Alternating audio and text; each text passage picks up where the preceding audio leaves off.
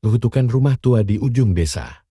Di sebuah desa terpencil yang jauh dari keramaian kota, terdapat sebuah rumah tua yang telah lama terbengkalai.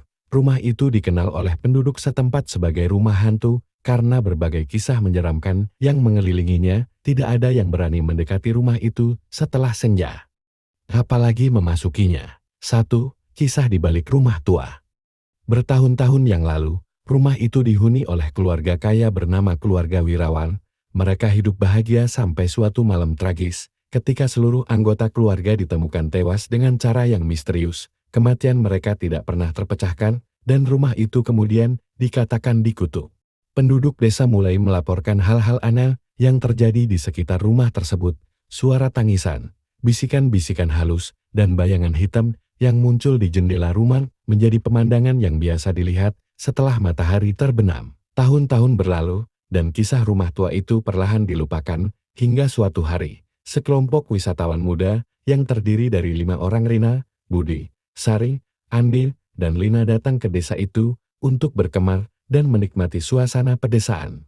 Mereka mendengar cerita tentang rumah tua tersebut dari penduduk setempat dan memutuskan untuk mengunjungi rumah itu sebagai bagian dari petualangan mereka. Penduduk desa memperingatkan mereka, namun mereka hanya tertawa dan menganggapnya sebagai cerita rakyat yang dibuat-buat untuk menakut-nakuti orang. Pada malam yang gelap, mereka membawa senter dan peralatan berkemah ke rumah tua itu, bertekad untuk membuktikan bahwa semua cerita hanyalah mitos.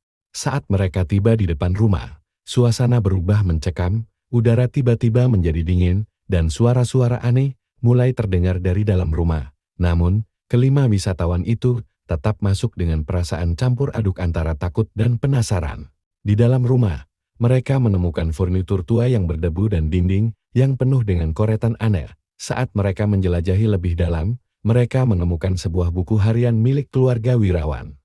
Buku harian itu berisi catatan tentang kejadian-kejadian aneh yang dialami keluarga sebelum kematian mereka. Tiba-tiba, senter Rina padam. Di tengah kegelapan, mereka mulai merasakan kehadiran sesuatu yang tak terlihat.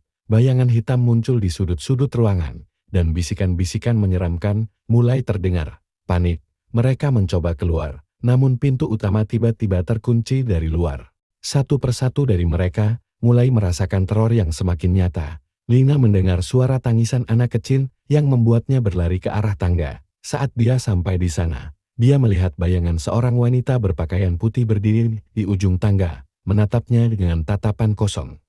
Lina menjerit ketakutan dan pingsan. Sari menemukan cermin tua di ruang tamu. Saat dia melihat ke dalam cermin, dia melihat pantulan sosok dirinya yang mengerikan.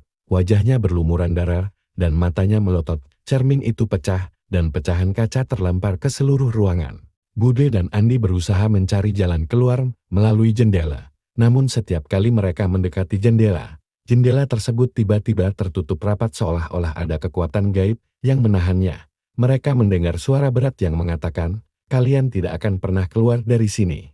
Rina, yang berhasil menemukan korek api di sakunya, mencoba menyalakan lilin yang ditemukannya di atas meja. Saat cahaya lilin menyala, dia melihat bayangan hitam di sekelilingnya semakin mendekat. Dalam ketakutannya, dia berlari menuju kamar utama di lantai atas, di mana dia menemukan mayat Lina yang sudah tak bernyawa. Di tengah kekacauan, Andi berhasil membuka pintu belakang dan berteriak memanggil yang lain. Budi dan Sari bergegas menyusul. Namun saat mereka hendak keluar, pintu kembali tertutup dengan keras, memisahkan mereka dari Andi. Andi yang berhasil keluar, berlari ke arah desa untuk meminta bantuan. Namun, ketika dia tiba di sana, dia menemukan penduduk desa sudah berkumpul di depan rumah kepala desa dengan wajah pucat. Mereka mengatakan bahwa tidak ada yang bisa menyelamatkan teman-temannya. Kutukan rumah tua itu telah mengurung mereka selamanya. Desa itu kembali tenang, namun kini dengan tambahan kisah tragis tentang sekelompok wisatawan yang hilang di dalam rumah tua. Penduduk desa semakin berhati-hati dan tak lagi berani mendekati rumah tersebut. Rumah tua di ujung desa tetap berdiri, menjadi saksi bisu dari teror yang tersembunyi di dalamnya. Suara tangisan dan bisikan halus terus terdengar, menambah kepastian bahwa kutukan itu masih hidup, menunggu korban berikutnya yang berani menantangnya. Itulah cerita horor menyeramkan tentang rumah tua yang dikutuk di ujung desa. Semoga cerita ini memberikan kengerian yang memadai.